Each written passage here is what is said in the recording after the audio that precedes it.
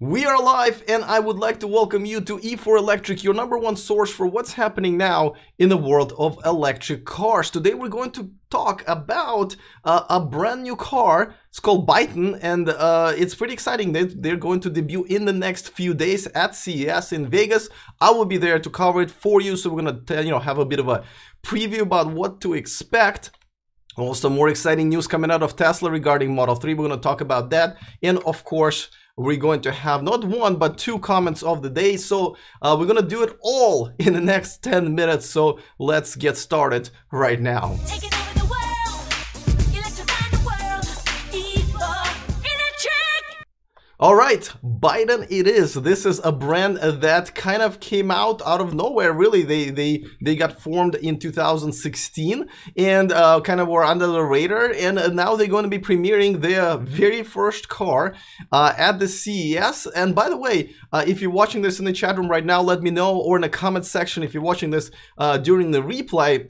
Let me know if you've ever heard of this brand, and if so, what are you expecting from this brand, or what are you expecting from a brand new manufacturer coming into market a little bit late maybe, but well backed by Chinese investors. Let me know so I kind of can estimate what it is that I should cover when I am there.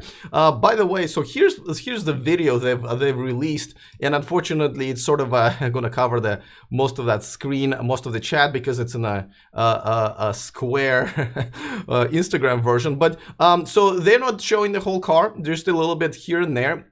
There are a lot of actually exciting things that they're promising us in this car, and this is none of it is really new. But well, first of all, they're backed by Chinese investors, which is good, because that's a lot of money, and China seems to be very serious about actually investing and promoting the green energy and electric cars.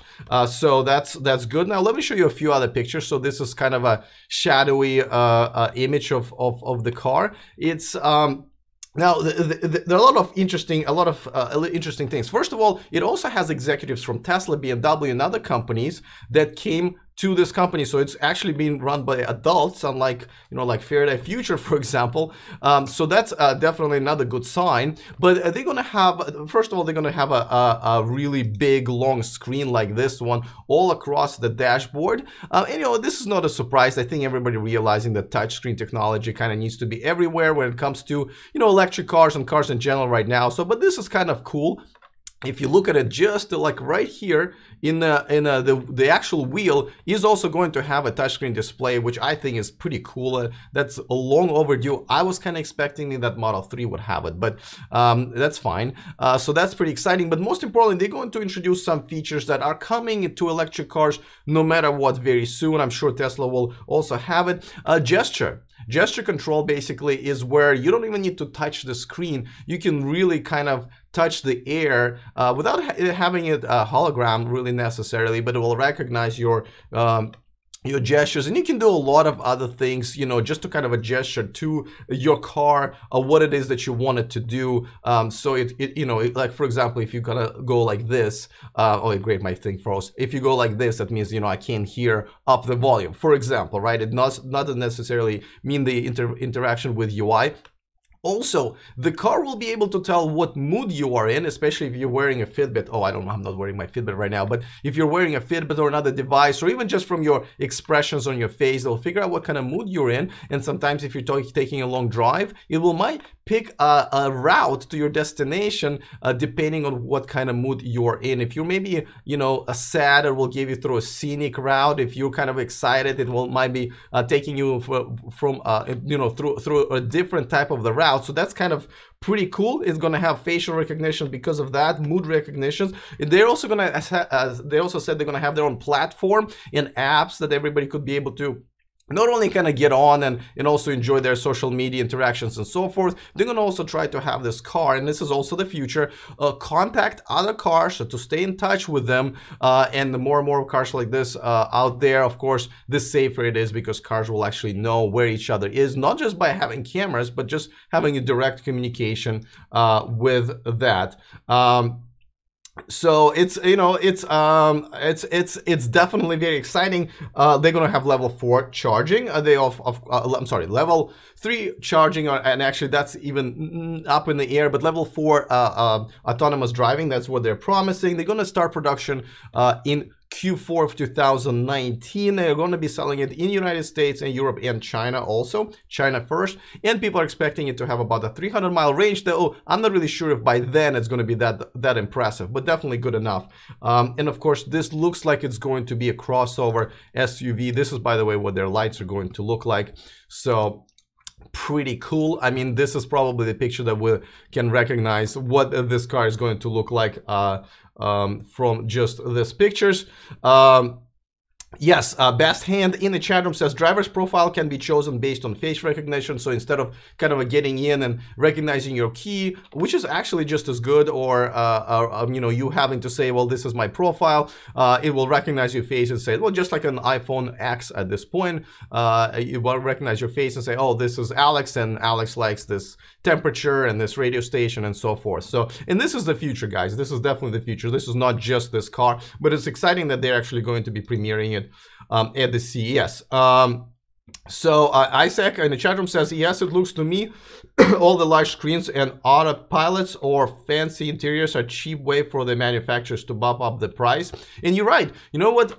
Having a luxury dashboard is more expensive than to have a touchscreen nowadays, because yeah, you're gonna have to have trim and craftsmanships and leather or whatever other expensive wood and so forth, and that's all expensive. So yeah, at this point, you know, it's an interesting comment, Isaac, that having a touchscreen is actually might be cheaper. But I love touchscreens. I'm all for this. I'm excited to see this car.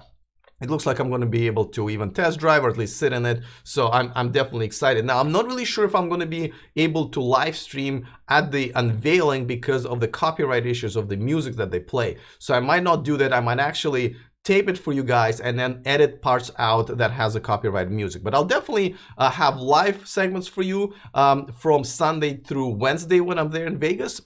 And then I'm going to bring a bunch of footage that I'm going to kind of show you guys one at a time, because there's just so many interesting things going on at CES there. Of course, Fisker is going to be premiering their car there, but even though it's kind of up in the air still, they're not going to have a live premiere. They're just going to kind of have it at a booth of the company that makes their LiDAR.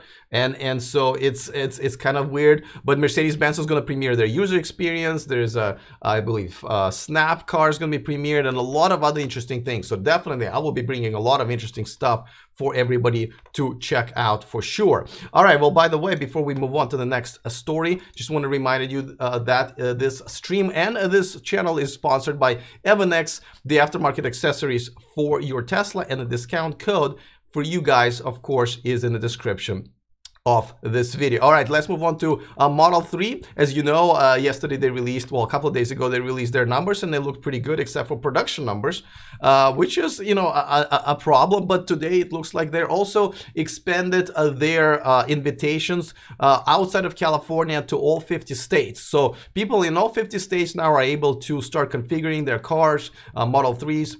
And as you know, the delivery is still about 4 weeks from configuration, which is not that bad.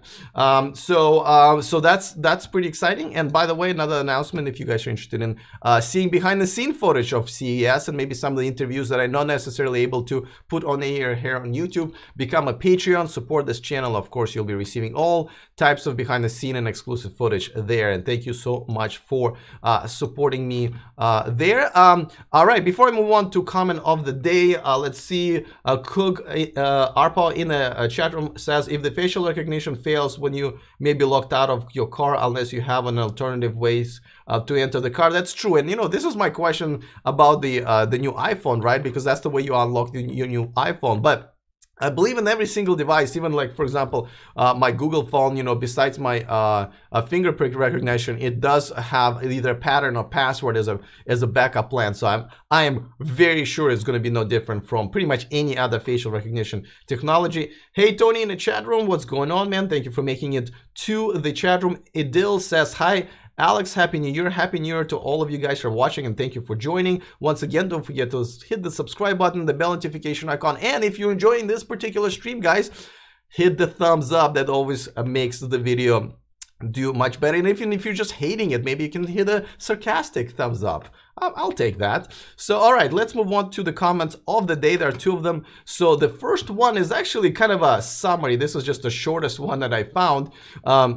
We were talking about the kind of a troll who kind of came in to do some commenting on my channel, ended up bringing a good point. His point was that, you know, the problem with electric cars, one of the problems with electric cars is we're going to run out of lithium really fast and it's going to be a problem. Well, a lot of people said, and this is one of the comments, Argasi 2, lithium batteries are very little lithium, and it use very little lithium and can be recycled. That's true. And also the supply is actually not that limited. It depends how you look at it.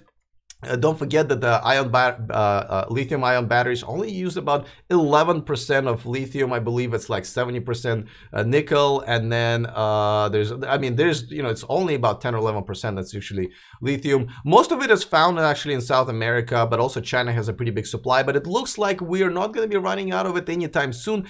Definitely not before the next generation of battery technology, which is probably going to be solid state. That's why this is kind of a moot point. But as far as near future, it does not look like we're going to be running out of any type of lithium, at least as far as the supply is concerned. Now, what could be a problem is mining it, right? It's just because there's, you know, it's not just like you can come in, just, you know, put your hand into the ground and get some lithium for yourself. No, you have to, first of all, you have to buy land, build the mining facility, and drill, and you have to treat it afterwards. So it's not that simple. So I think that that's probably going to be the problem of supply rather than how much of it we have in the world. So that's basically is important. By the way, going to Paul's comment in the chat room, he's talking about Byton car. The fancy features are crucial for the smart cloud in the near future. Car ownership will cease to exist in 2025. We're definitely moving into a completely new territory with all of this stuff, and